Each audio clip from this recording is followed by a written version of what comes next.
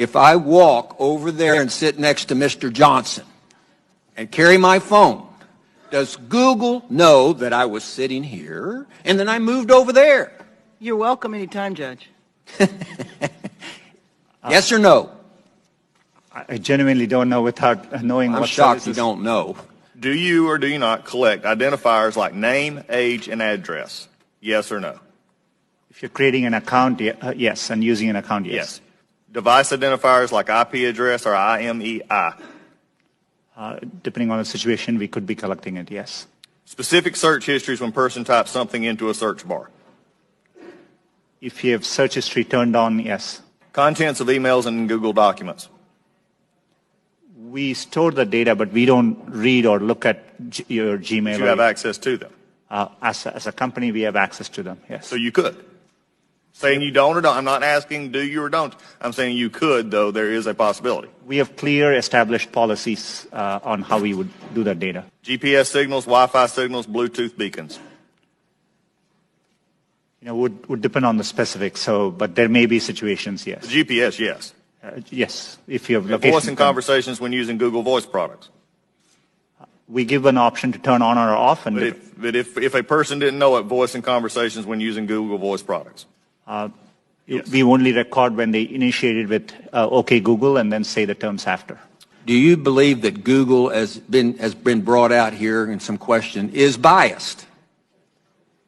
Congressman, it's really important to me that we approach our work in an unbiased. Do you believe that Google is biased? It's either yes or no. No, not in our approach.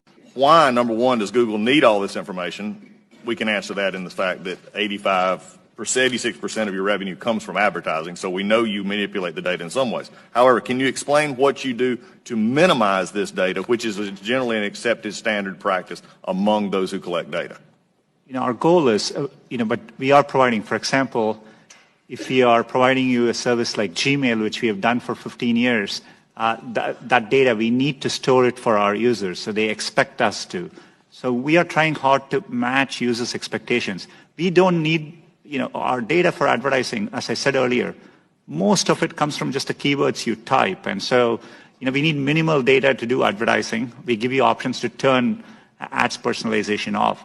We store most of the data we do today to help give users the experience they want, and that's what we're trying to do. How do you explain this apparent bias on Google's part against conservative points of view, against conservative policies? Is it just the algorithm, or is there more happening there? Congressman, I understand the frustration at seeing negative news, and I see it on me. On Google, there are times you can search on Google, and page after page there's negative news, which we reflect. But what is important here is we use a robust methodology to reflect what is being said about any given topic at any particular time. And we try to do it objectively using a set of rubrics.